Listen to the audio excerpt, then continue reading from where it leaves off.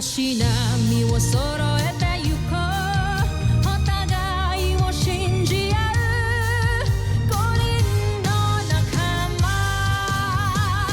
ボルテス5に預けた命飛ぶぜ宇宙の果てまでもみんなの笑顔も近い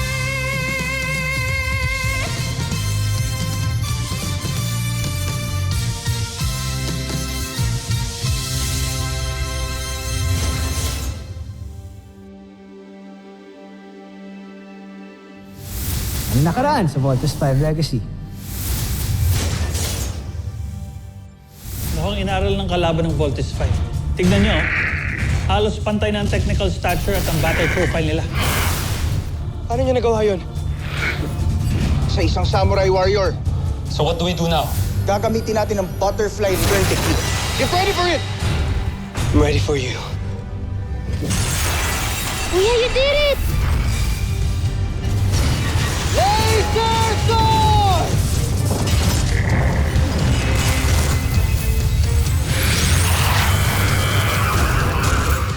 I know you. So ikaw palang spy dito. Hindi ako nagtatrabaho para sa mga Buzanians. Sa ibang ahensya ako nagtatrabaho. Hatian kita sa kikitain ko dito. I don't need the money, but I need something else. Tutulungan mo akong mawala si Jamie Robinson sa Voltes team para ako ang papalit.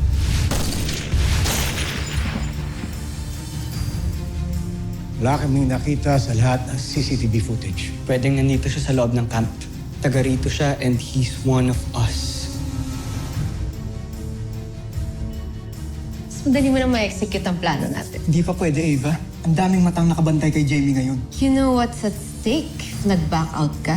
Pero kapag nahuli nila ako, idadamay kita. Ikinagagalak kong makita kang muli. Aking espiya. Ano ang iyong balita? Gusto ko lang malaman ninyo na malapit ko nang maisagawa ang misyon ko. Magaling.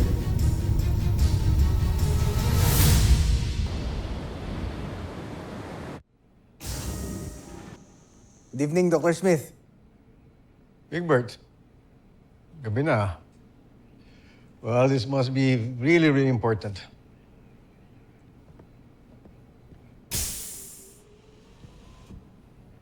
Pwede ko po may pakilala sa inyo yung girlfriend ko bukas. May girlfriend ka ta? Sino? From the camp? Sit down. This is interesting. Okay, tell me about it. Actually, Dr. Smith, hindi ko pa siya girlfriend eh. Pero, mutual po kami. Judy po yung pangalan niya. Papakilala ko po siya sa inyo bukas pagka pinayagan niyo na po ako na itour siya dito sa camp. Judy, I believe I cannot allow you to do that. Hindi tayo pwedeng magpapasok ng outsiders na camp in the meantime. Bakit naman po? Soon to be girlfriend ko naman po to eh. Big Bird, alam mo bang may nag-attempt sa buhay ni Jamie kanina?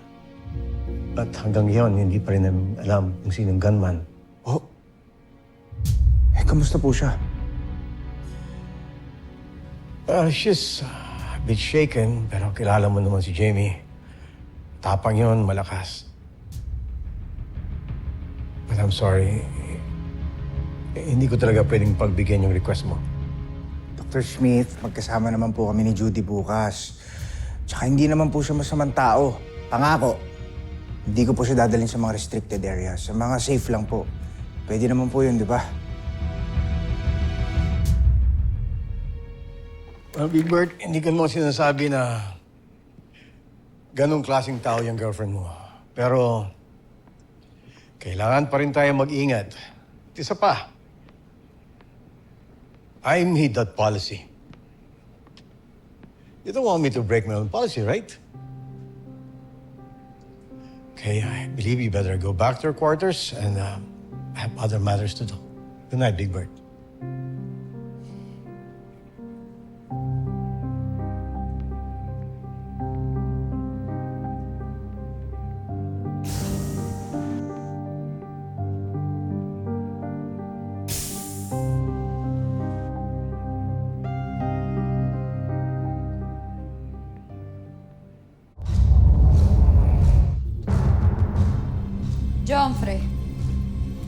Pinatawag niyo raw kami.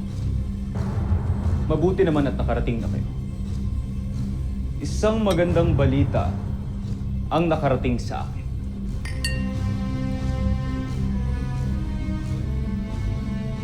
Mapapasok na ng aking espiya ang kampo ng Voltes 5. Kapanapanapin. At dahil malalaman ko na ang lahat ng lihim ng Voltes 5, maaari nyo na simulang gawin ang susunod nating peacefire. Jomfrey, naghanda na kami. Sa katunayan nga niya na may nasimulan na kami. At hindi hamak na mas malakas ito sa mga nauna nating sandata. Ito ay pinangalanan naming Ned. Ang Beast Fighter nawawasak kay Voltes 5. Tingnan natin.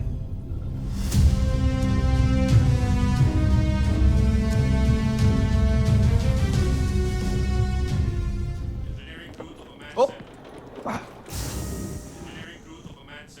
Uy! Para sa kwarto mo yan?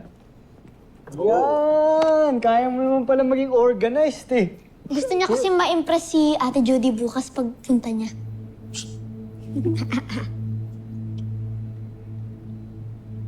Nadala mo siya dito bukas? Oh, relax ka lang.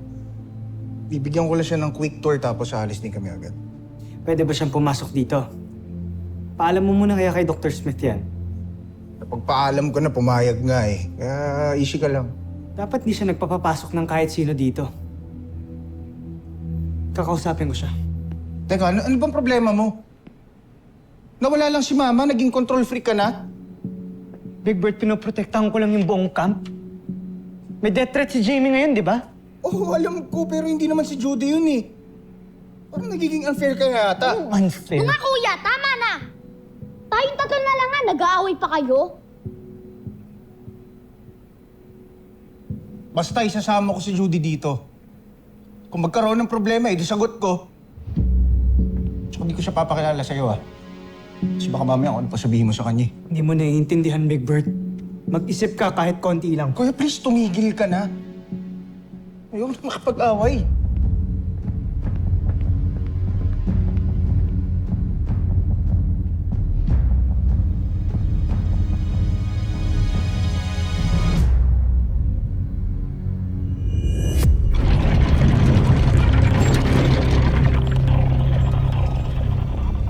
Magaling!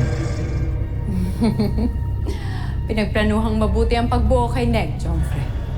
Sinaliksik na mabuti ang bawat detalye nang sa gayon ay walang makitang kahinaan ng kalaban sa kanya.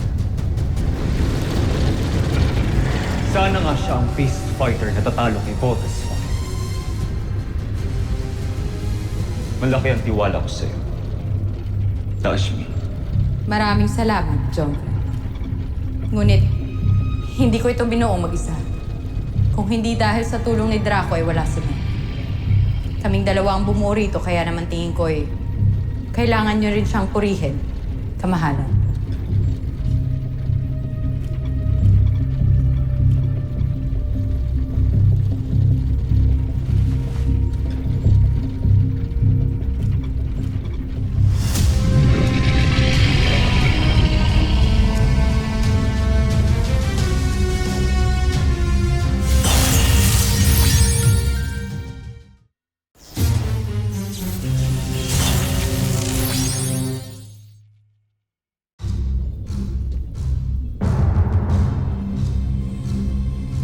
Buksan ang pitan.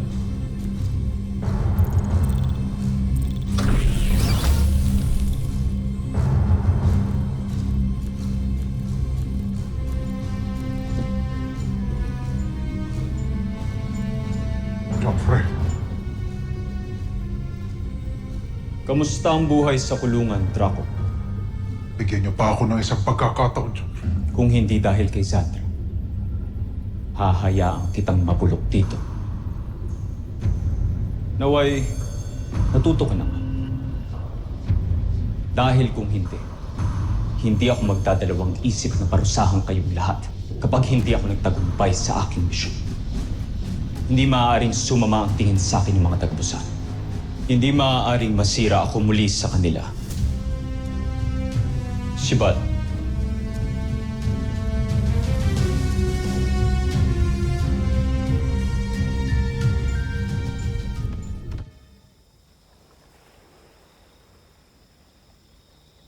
Hi, Kuya Steve.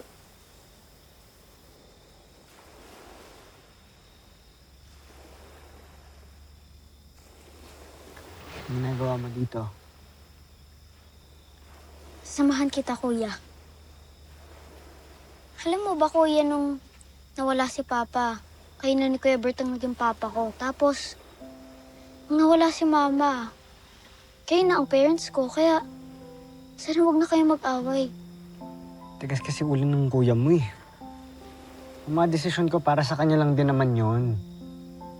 Oo nga, Kuya, pero ngayon ko lang siya nakitang happy ulit. Mula namatay si Mama, di ba? Kaya, huwag mo na siyang awayin, Kuya. Ayaw mo bang maging masaya siya, ha, Kuya?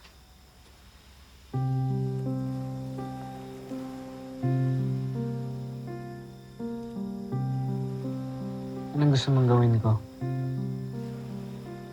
Pumayag ako na pumunta dito si Judy. Okay. Mapayag na ako pumunta dito si Judy. Hindi na ako kontra. Yay, Kuya! Thank you! Pero hindi para sa'yo. Para kay Kuya Big Bert mo. Okay? Sige, okay. Thank you, Kuya. Salamat. Welcome. Masaya ka na. Aray ko. Ba't mo ako kinurot? Ba gusto mong bawiin ko yung sinabi ko?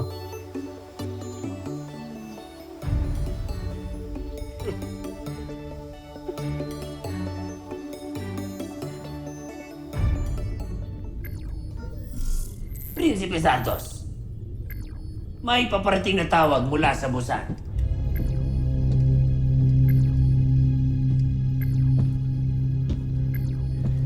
Sigurado ang emperador yan. Pamumukha na naman sa akin ang kapalpakan ng aking misyon. Joffrey, paumanhin. Ngunit kailangan ninyo sagutin ang tawag ng emperador. Kung hindi lalo itong magagalit. Alam ko ang ginagawa ko, Zandra. Iniisip ko lang aking sasabihin.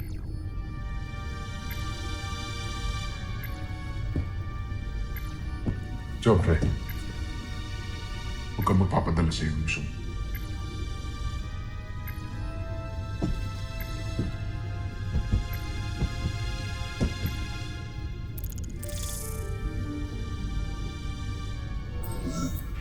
Baron Zander.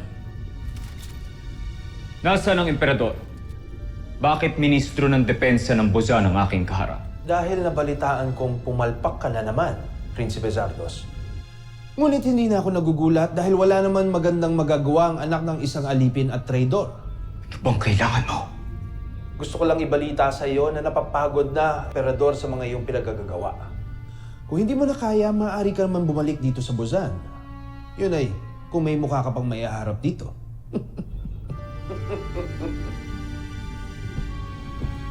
Joffrey, sandali lamang.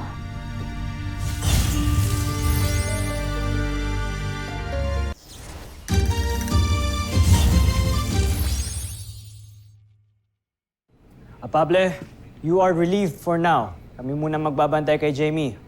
By your leave, sir. Carry on.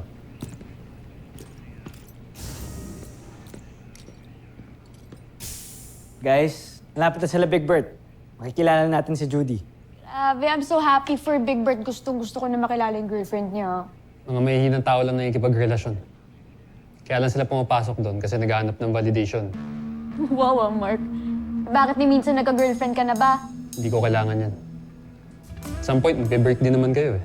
It's either ikaw ang mangiiwan or ikaw ang iiwanan. Sasaktan mo pa ba sarili mo? Woo! Napakabigat ng bagahe mo, man. Mark, we have the best doctors here.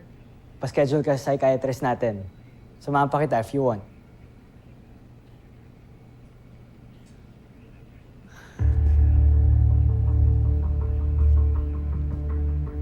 Wala akong bagahe. Hindi lang talaga ako katulad yun ni Big Bird, na needy. Bro, Huwag mong itadamay dito mga kapatid ko, ah. Oy, nagkakapikunan na naman kayong dalawa. Bawal mag-away dito sa kwarto ko, ah. Fire alarm yun, ah. May sunog dito sa camp? Computer, locate source of fire. Source of fire alarm is located at Little John Armstrong's quarters. Little John. Kung hindi sana ako galing sa traitor kong ama, hindi sana ako mahirapang kunin ang tiwala ng mga taga-Busan. Huwag kayong mag-alala, Joffrey. Ipapamukha natin sa kanilang lahat na nagkakamali sila. Magtatagumpay tayo. Pinapangako ko sa inyo. Gagawin kong lahat para sa iyo, Joffrey. Mahal na Joffrey.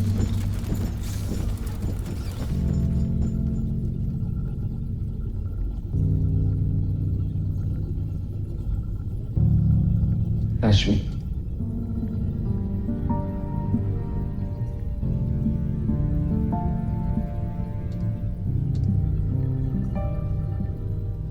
Tama ka.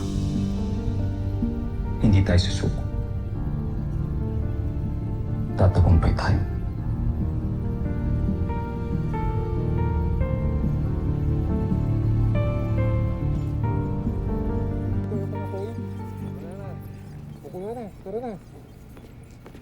Little John!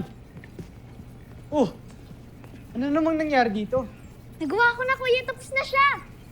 Okay ka lang, Little John? Bakit nagkasunog dito? Pumutok lang yung power source.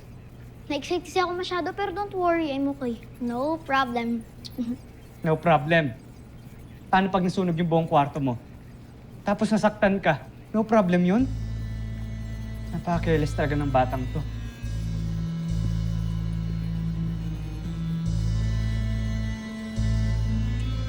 Bata nga, diba? So you shouldn't shout. Little John just wants to show us his new... Wait!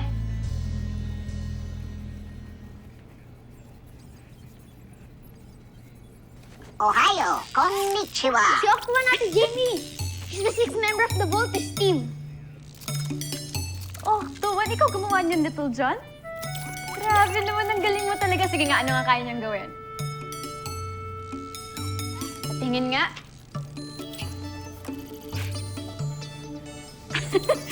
Wow, ang cute naman ni Octo and Little John. Hello, Octo. Nice to meet you. Hello, Ate Jamie.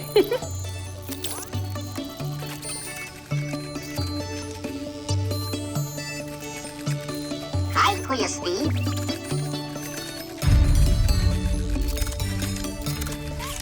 Hello, everyone.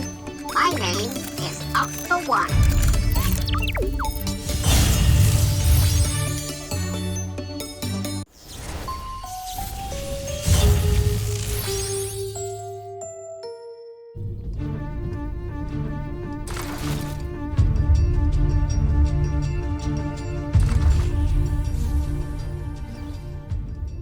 Alam namin na hindi kami nagtagumpay sa huli naming misyon.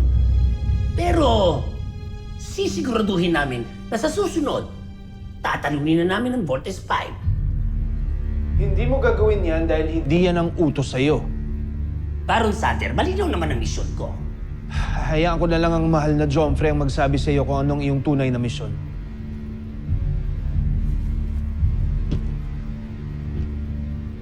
Mahal kong Emperador. May iba akong misyon para sa Lusula. Gusto kong subaybayan mo ng maigi ang mga gagawin ni Zardos at ibabalita mo ito sa akin. Masusunod, Joffrey. Gusto ko rin tiyakin mo na hindi siya magtagumpay sa misyon niya.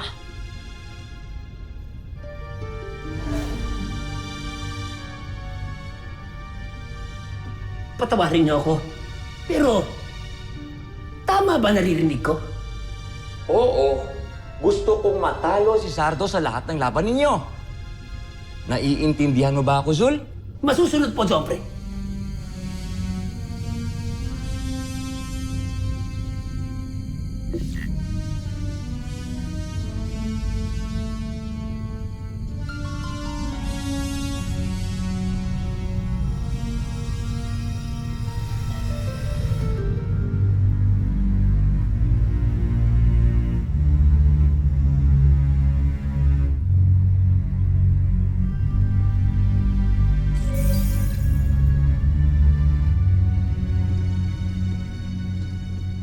Joffrey, may kailangan kayong malaman.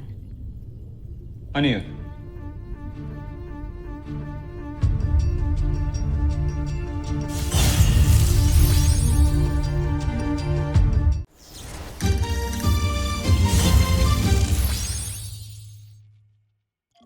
Kaya huwag mong ini-spoil si Little John. Sa'yo na lagi kakampi yun eh.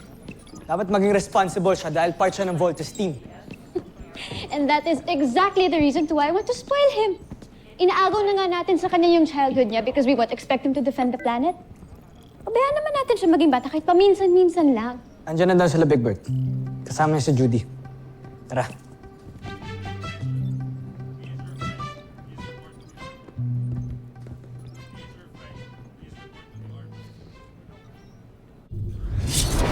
Sinungalingan! Isang malaking kasalanan na magsalita ng masama sa emperador. Ngunit totoo ang sinasabi ko, Joffrey. Dinig na dinig ko ang usapan nila. Huwag mo kong pilitin, Sandra. Pwede kitang patayin ngayon dahil sa mga pinagsasabi mo.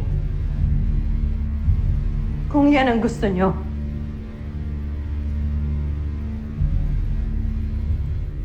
Sige, mahal kong prinsipe.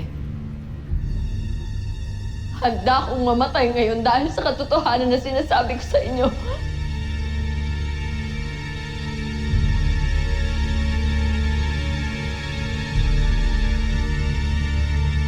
Susunod sa Voltes 5 Legacy.